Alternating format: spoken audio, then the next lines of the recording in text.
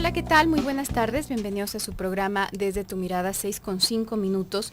Estás escuchando el 10:40 de AM, también puedes sintonizarnos, bueno, no sintonizarnos, pero puedes escucharnos a través de la cadena Cable Radio Network, o bien a través de la página www.radiomujer.com.mx, en la cual en unos minutitos más estaremos ya a través del chat conectados contigo para todos tus comentarios a propósito del tema. El día de hoy vamos a abordar el tema acerca del miedo al análisis, miedo al cambio, ya tratando de centrar esta cuestión del cambio, no en el intentar cambiar al otro, sino en los cambios que podríamos hacer a nosotros mismos.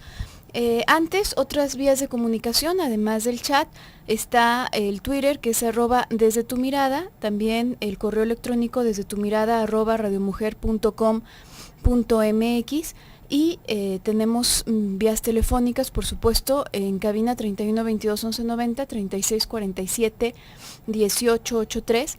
También está la línea nacional sin costo 01800 727 54 20 y una línea directa para quienes nos escuchan desde Austin, Texas, 512 215 49 09.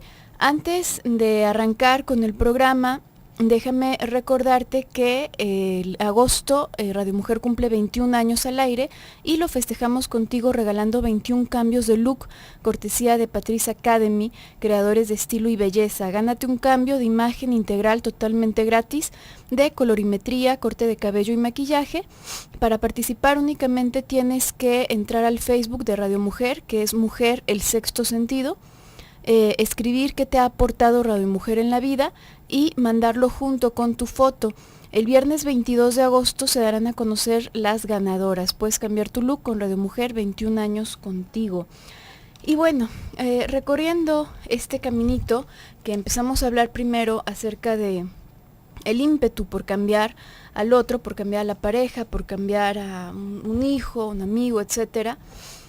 Ya íbamos mencionando cómo se va creando una relación en sí como sustentada en la patología o sostenida en la patología misma, donde aunque no nos demos cuenta, esta condición que perjudica, entre comillas, o que nosotros consideramos perjudicial para nuestro amigo, para nuestra pareja, se vuelve indispensable para que podamos relacionarnos y por lo tanto se establece con aún más fuerza. ¿Por qué? Porque nos estamos relacionando en función a ello y porque se hace preciso por muchos motivos, pero uno de ellos que tocábamos era porque nos permite continuar con nuestra patología, con nuestra propia patología, hasta cierto punto encubierta, como opacada por la patología del otro.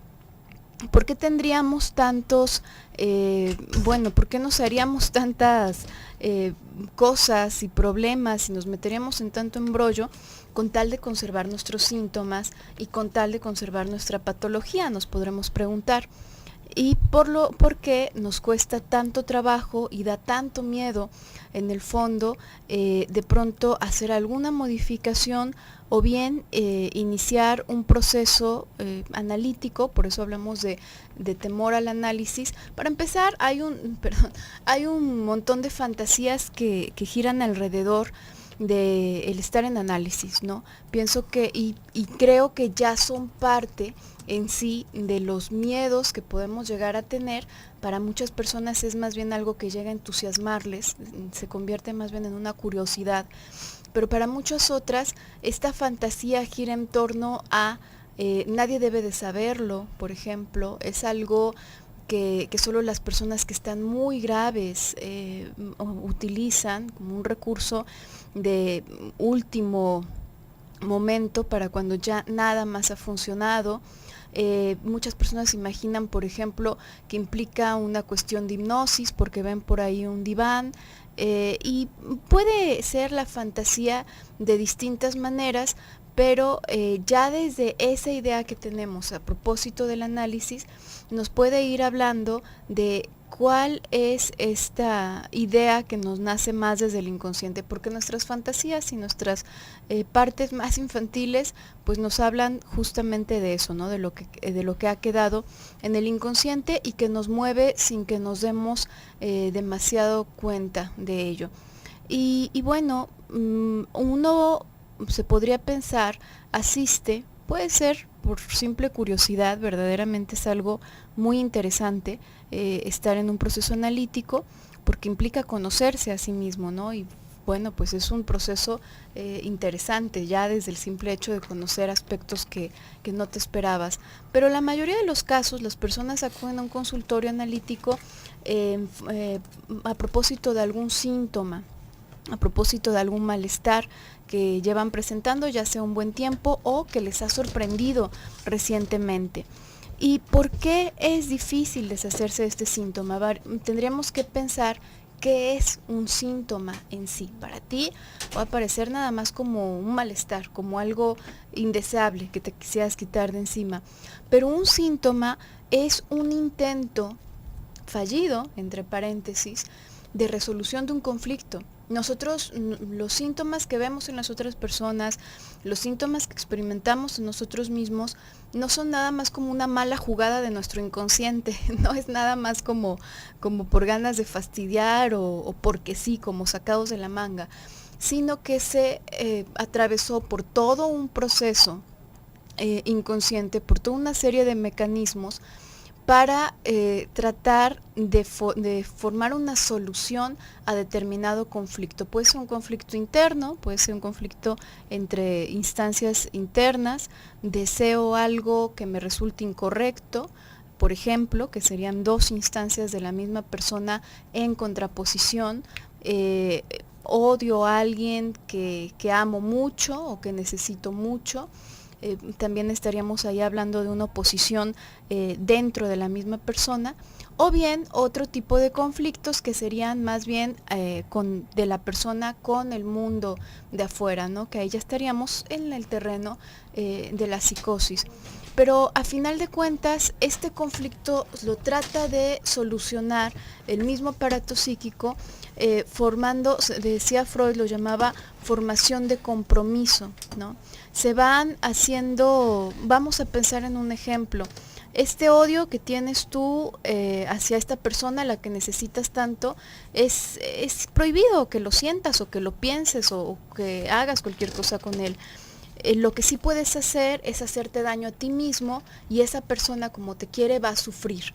Entonces, si tú te haces daño, la persona va a sufrir y puedes descargar un poquito de ese odio, pero de manera indirecta. Esto por poner un ejemplo. Es que se hace una maraña realmente, ¿no? En todo lo que tiene que ver con nuestros problemas, yo creo que la idea más básica que tenemos todos es que hablamos de este problema y de alguna manera mágica, esta persona que está ahí enfrente de nosotros, muchas gracias Gaby, que está enfrente de nosotros nos va a curar, ¿no? Pero yo creo que ya desde ahí, pues es una idea que vamos a tener todos, pero cuando nos damos cuenta de que no es una cosa de nuestra personalidad, sino la maraña que se ha vuelto nuestra personalidad, digamos el laberinto de cosas que van formando nuestra persona y que tenemos que analizar y que tenemos que darnos un clavado bastante profundo a esto y ir descubriendo poco a poco, porque también para nosotros es desconocido, no es porque diga, es que yo ya sé que tengo, si ve, yo ya sé que me duele y quiero que se me quite eso.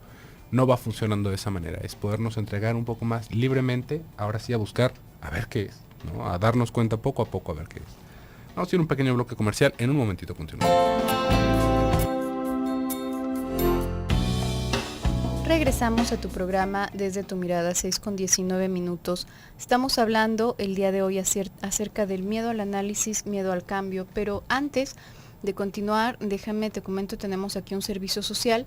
Se están solicitando donadores de cualquier tipo de sangre para el joven Juan Carlos Corona, que se encuentra en la clínica Juntos contra el Dolor. Comunicarse, por favor, a los teléfonos 36 17 24 17 o 16 77 14 38. También puedes comunicarte al siguiente número celular 333 6620 353. Bueno, si puedes ayudar, puedes comunicarte a cualquiera de esos números, es cualquier tipo de sangre. el que se está solicitando.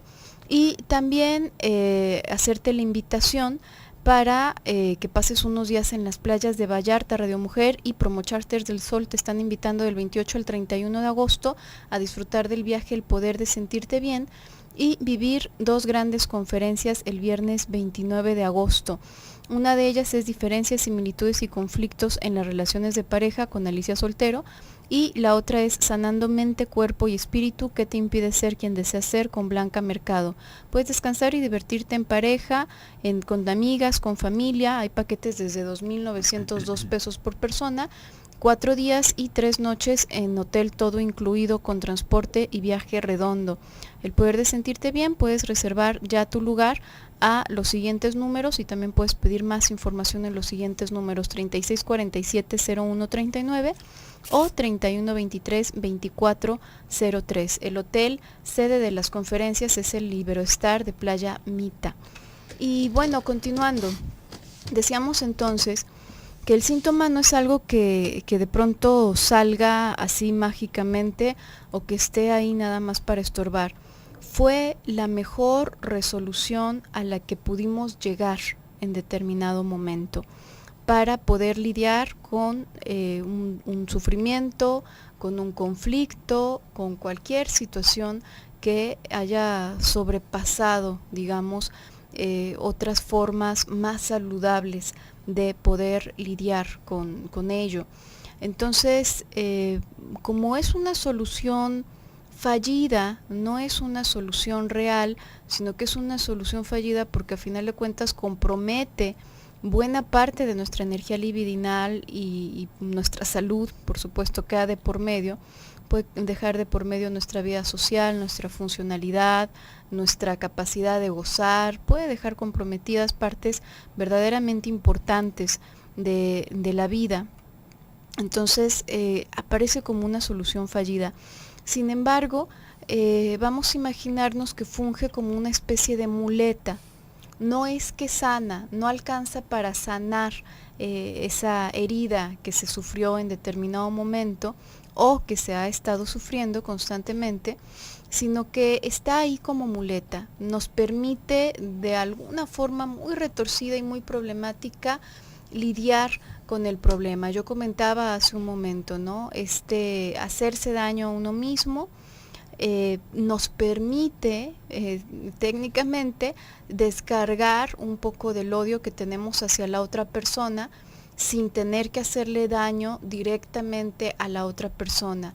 Pero bueno, sí lo estamos haciendo porque al mismo tiempo le estamos metiendo en un montón de embrollos y de preocupación. No obstante, estos embrollos y esta preocupación nos reitera el amor que nos tiene esa persona y el hecho de que el odio no vaya dirigido directamente a esa persona, también nos reitera el amor que le tenemos, ¿no? No puedo odiar a alguien a quien quiero tanto, por ejemplo. Esto como un ejemplo posible de síntoma, ¿no? ¿Y cómo hacerse daño? Bueno, no tiene que ser tan florido como nos acostumbramos a imaginar, que puede ser cortarse, que puede ser, no, puede ser simplemente caer en excesos, en exceso de alimento, en exceso de ejercicio, en exceso de trabajo, cualquier cosa que comprometa tu salud en función a eso, ¿no? Nosotros no nos damos cuenta porque aquí el chiste del síntoma es que se va estructurando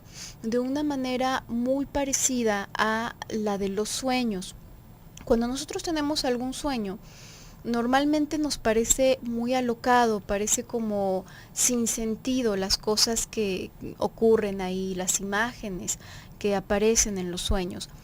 ¿Por qué será que de pronto la temporalidad está movida, las imágenes, los colores, la secuencia lógica no es respetada para nada? ¿Por qué será que aparecen tan locos y que nos quedamos con una sensación de quién sabe qué sería, ¿no? Y punto. Porque justamente el sueño tiene el trabajo de descargar algunos afectos que tenemos reprimidos, que necesitamos reprimir durante la vigilia, durante el momento en que estamos despiertos, porque nos podrían meter en muchos problemas, o por el nivel de censura y de represión con el que haya crecido cada persona en lo particular. En general, cualquier cosa que consideres consciente o inconscientemente inaceptable para tu persona, para lo que tú quisieras ser en la vida, va a quedar reprimido. Y el hecho de reprimir un afecto no hace que desaparezca, simplemente se va acumulando. Entonces en determinado momento necesita descargarse, y los sueños son un momento en los que se descargan esos afectos inaceptables, inadmisibles, todos esos deseos prohibidos, pero se descargan de una manera disfrazada. ¿Por qué? Porque si no, el puro hecho de soñarlo sería suficiente como para despertar tu angustia y despertarte a ti del sueño, para perturbar tu sueño. Entonces aparece como símbolos, digamos, ¿no? Si tú quisieras otra vez, ¿no? Este sentimiento tan agresivo hacia una persona, bueno, pues puedes soñar que una mujer de cabello rojo cae a un río, ¿no? Y dices, bueno, pues qué extraño, ¿no? Era una mujer que no conozco, o era una maestra que creo que tuve en la primaria, qué extraño sueño. Y por ahí, por debajo, se va entretejiendo toda una cadena asociativa donde la maestra, por ejemplo, puede estar representando a tu hermana, que es con la que traes el conflicto, que por cierto tiene el cabello rojo, y eso la asocia a la maestra, ¿no? Y que de alguna manera es una hermana mayor que tú y ha sido muy maternal a lo largo de tu vida, y eso también de alguna forma lo asocia a la imagen de un maestro, de una profesora, ¿no? Uh-huh. Y que también es bastante importante pensar en ese momento que estamos viendo los sueños y que estamos intentando interpretarlos, que los afectos son mucho más difíciles de censurar que la misma representación visual, ¿no? Digamos, puede ser la maestra, puede ser una persona de pelo de tal o de cual, puede ser un elefante Melvin, ¿no? De la mascota de algún equipo, pero la sensación que tenemos al verlo va a ser la misma, ¿no? Ahí no se va aplicando tan fuerte la censura, y eso es lo que nos puede ayudar a entender más o menos qué es lo que está pasando. Y esto, digo, creo que me parece interesante hablarlo, Gaby, porque nos va dando una idea dentro del sueño en cómo se van formando, cómo va siendo la formación de síntomas en la vigilia, ¿no? Ese es realmente lo importante, no tanto porque uno se vaya a poner a analizar sus sueños, no se puede hacerlo uno solo, va a llegar a un punto en el que topa por la propia represión. Pero esto nos da una idea de cómo se van construyendo los síntomas, que justamente, como yo lo estabas diciendo en bloques anteriores, es por lo general por lo que llega la gente, ¿no? Me dieron ataques de ansiedad, no puedo mover un brazo, se me va la vista, me desmayo, ¿no? Muchas de estas cosas, ¿no? O por ejemplo, ya cuando son cosas más compulsivas, ¿no? Es que tengo una obsesión con la limpieza, es que me siento sumamente perseguido porque pienso que mi pareja me está poniendo el cuerno en todo momento. Pero eso es una formación de síntoma, ¿sí ve? No es esa la enfermedad en sí. Esto es algo bastante importante que pensar, y nos da a pensar en cómo se va tratando cualquier tipo de malestar en otras disciplinas, ¿no? Imagínese si en la medicina alópata nosotros tratáramos los síntomas. Oiga, pues es que tengo dolor de cabeza y algo de temperatura. Bueno, pues tómese esto para el dolor de cabeza y esto para la temperatura. Estamos tratando un síntoma. No estamos buscando cuál es la razón que está generando esos síntomas, que puede ser desde una infección hasta un tumor, hasta lo que usted guste, pero estamos tratando síntomas. De la misma manera, en el consultorio psicológico, si nosotros nos dedicamos a tratar síntomas, no estamos tratando el problema de verdad.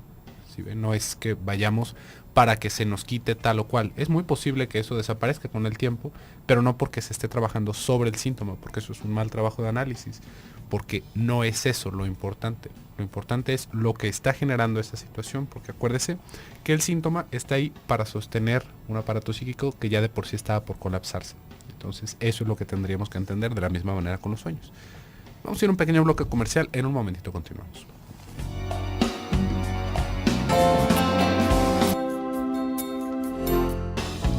Regresamos a tu programa Desde tu Mirada, 6:34. Estamos hablando acerca del miedo al análisis, miedo al cambio. E íbamos haciendo esta comparación entre los elementos tan que parecen ser ajenos a nosotros, que aparecen en los sueños, y los síntomas, ¿no? De la misma manera puede resultar muy disparatado, y a mí como este síntoma obsesivo, tú decías esta obsesión con la limpieza, por ejemplo, José Luis, ¿cómo me podría resolver algo en la vida? ¿No? Parece algo totalmente ajeno a nosotros mismos. Justamente ese es el truco, justamente de eso se trata. Todo el movimiento, todo este enmascarar, este maquillar el contenido, tanto del sueño como del síntoma, justamente consiste en que podamos como desembarazarnos de ese malestar y sentirlo muy ajeno a nosotros, que no alcancemos a intuir en la medida de lo posible de dónde proviene, porque el origen, ese lugar de donde proviene, es lo que verdaderamente nos enferma y es lo que verdaderamente nos desencadena este sufrimiento. Entonces, muchas personas en efecto van asumiendo que el malestar en sí es el síntoma y pues no tendrían ningún empacho en quitarse una obsesión que les está estorbando, quitarse un insomnio, un ataque de angustia, quitarse cosas por el estilo, ¿no? Pensarían, ¿cómo es posible que eso me dé miedo? Pero justamente el sanar, la idea de sanar no va dirigida a quitar el síntoma, porque el síntoma es nada más una vía por la cual se está descargando ese afecto y se está descargando por esa vía tan extraña, digamos, porque necesita permanecer tapado, porque necesita permanecer reprimido.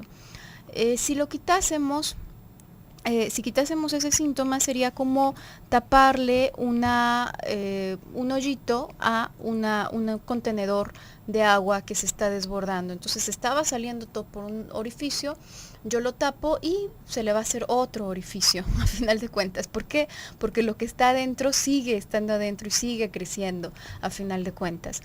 Entonces, en realidad va dirigido, el análisis en específico va dirigido a tocar el fondo de eso, a llegar a ver qué es lo que está provocando eso, qué es lo que se está descargando a través de eso.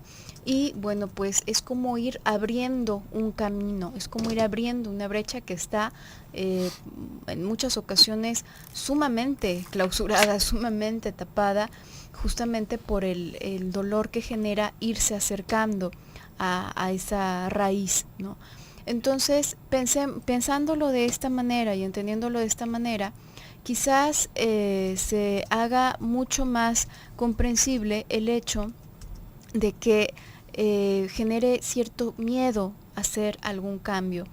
Porque si yo tengo esto para empezar como una muleta y tú te vas acercando de tal manera que me haces tambalear mi muleta, entonces de entrada voy a sentir que me voy para abajo, ¿no? Y además el irnos acercando a esa raíz sería como un estropear todo el trabajo inconsciente que yo hice justamente para no darme cuenta de esto. Es decir, si yo he llegado aquí a este consultorio tan enmarañada, tan enmarañado, con esta patología que parece no tener pies ni cabeza, es justamente porque se hizo sin darnos cuenta y sin hacerlo voluntariamente, pero se hizo todo un esfuerzo por generar esa maraña para no tocar lo que está en el fondo, que es la parte más blandita y que es la parte que sentimos más frágil también. Entonces, irse acercando ahí, pues no es una cosa sencilla, ni tampoco es algo que siempre se sienta de lo más agradable, ¿no? Las personas lo llegan a sentir como algo que despierta, ¿no?, cualquier cantidad de afectos.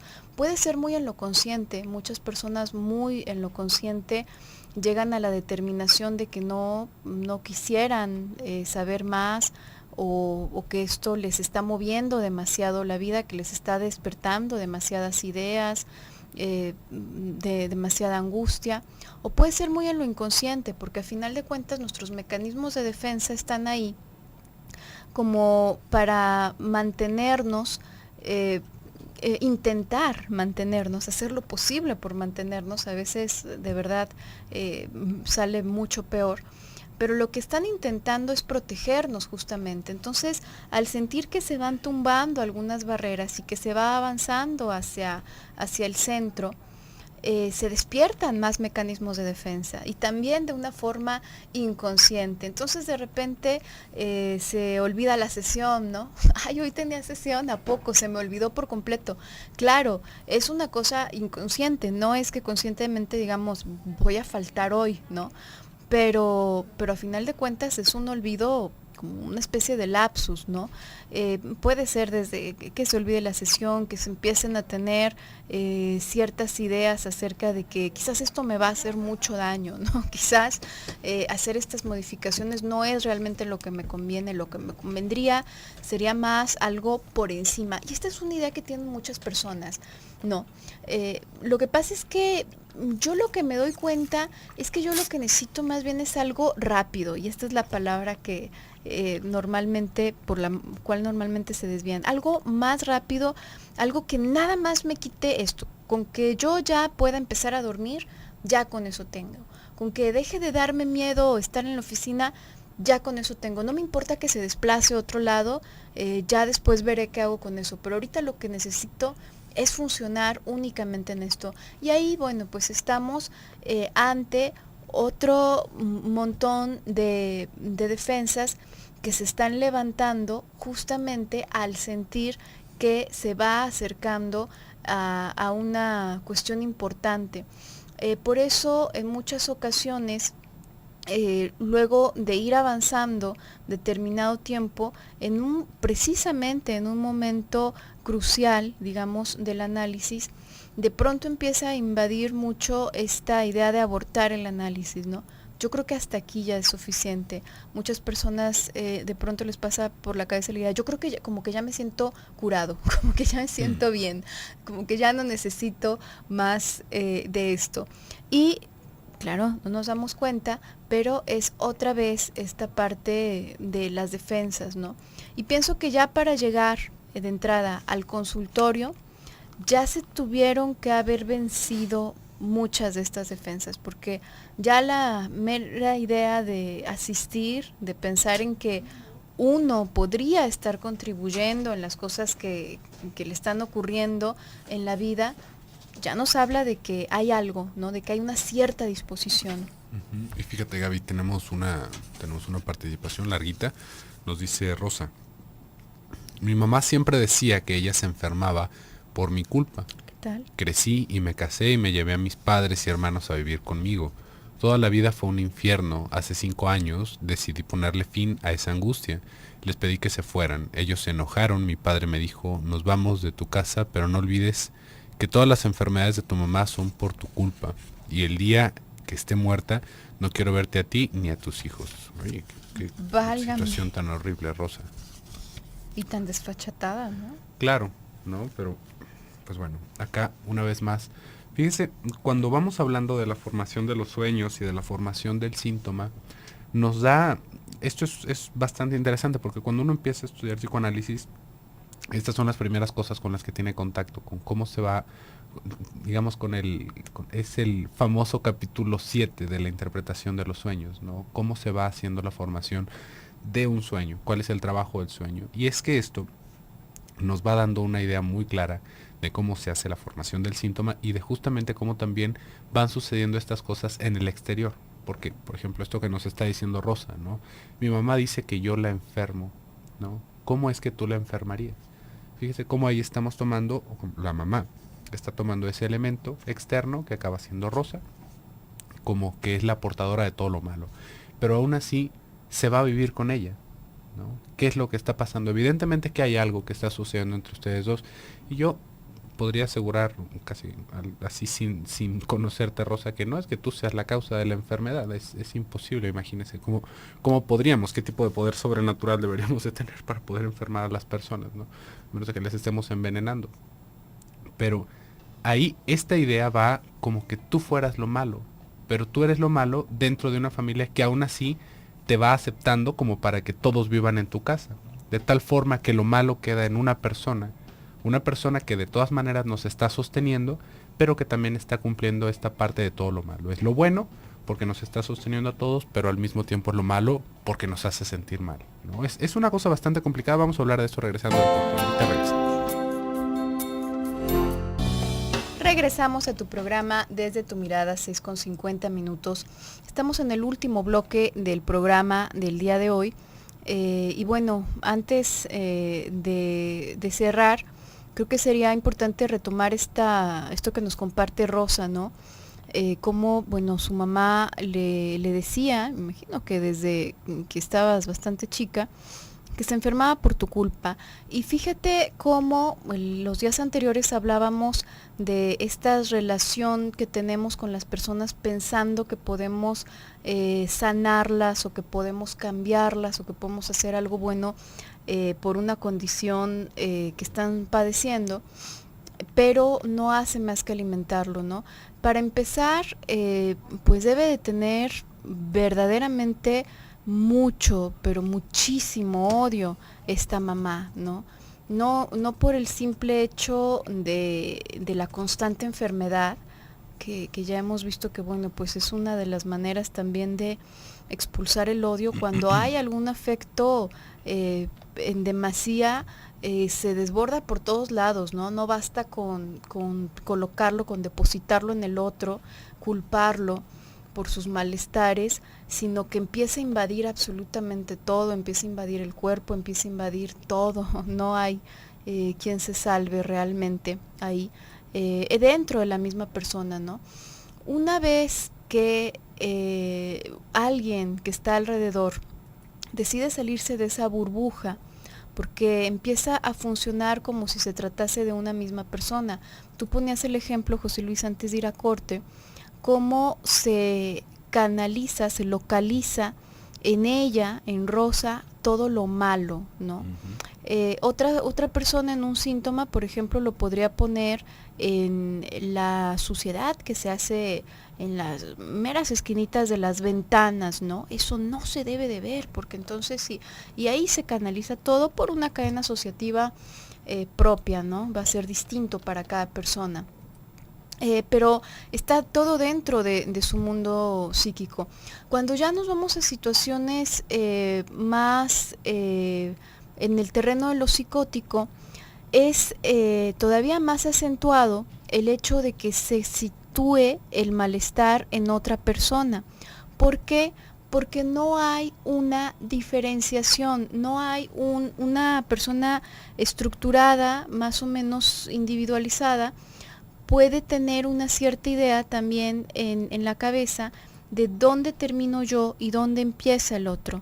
Entonces yo no puedo pensar realmente, tú me enojas, tú me pones de malas. A veces lo pensamos, pero realmente si nos ponemos así muy estrictos con esta idea, es una idea bastante loca, ¿no? Como tú, que estás fuera de mí, tienes el poder de hacer algo dentro de mi cuerpo. Eso en muchas ocasiones nos pasa por la cabeza, ¿no? Esta situación me pone de malas, esta persona me pone de malas. Pero cuando es algo tan intrincado como declarar que una persona te enferma, te provoca un malestar físico, yo creo que sí estamos hablando de una estructura pues muy precaria, y muy atropellada, ¿no? Y por supuesto muy llena de odio. Entonces no se alcanza a distinguir, ¿no? No se alcanza a distinguir lo que está sucediendo en mi mundo interno de las personas que existen en mi mundo externo. Eso es una cosa, esa es una parte del problema. La otra parte del problema viene cuando las personas de alrededor, entonces, en efecto, actúan en consecuencia a esto. Es decir, yo me la creo que de verdad tengo ese poder sobrenatural de enfermarte. Y entonces voy a estar cerca de ti únicamente vinculadas y unidas a través de ese odio. ¿Por qué? Porque como es mi culpa, entonces me tengo que hacer cargo de todos ustedes.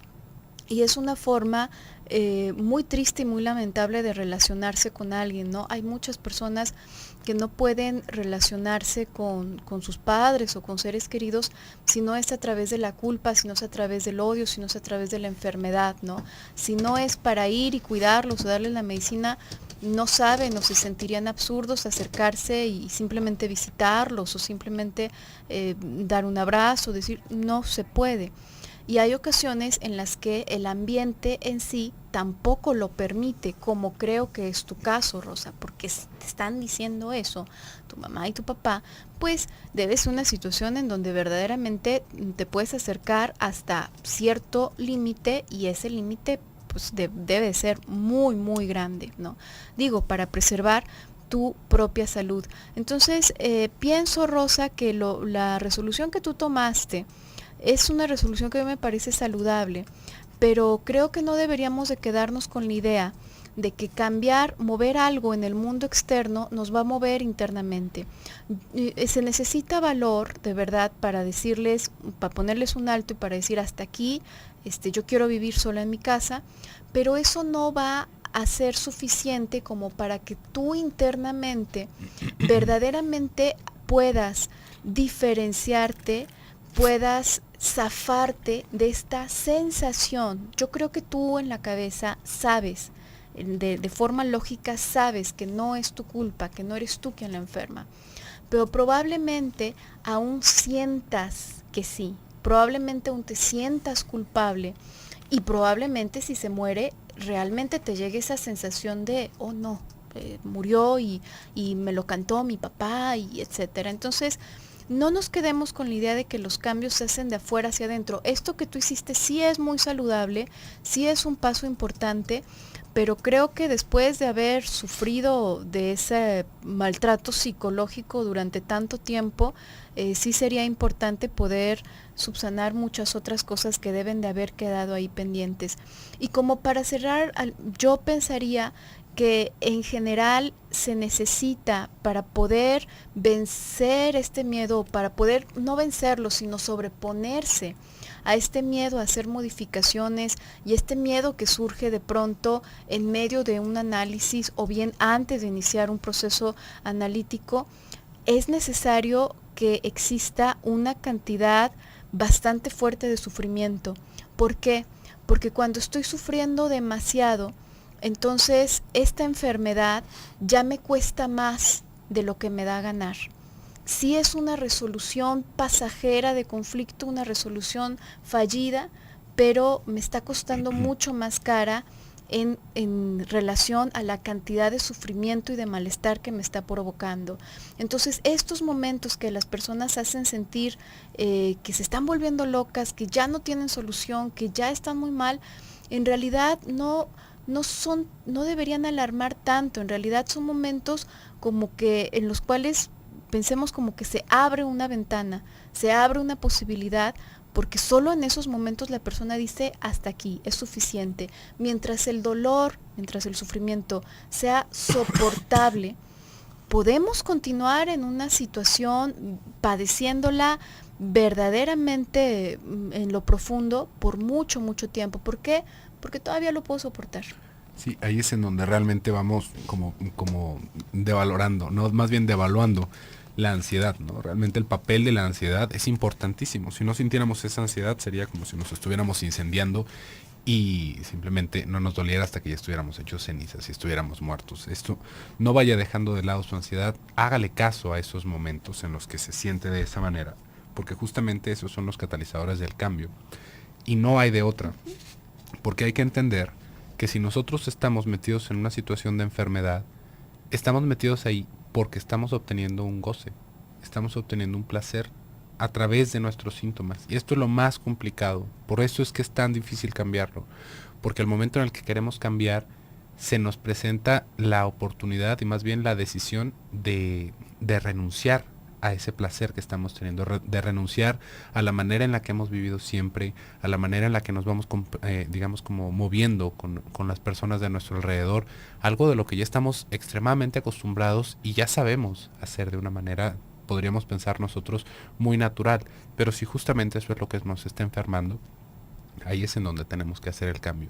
Y ahí es en donde va a venir la resistencia. No, yo nada más quería saber, no, yo solamente quería hacer algo por encima, ya no me siento tan ansioso, ya me voy.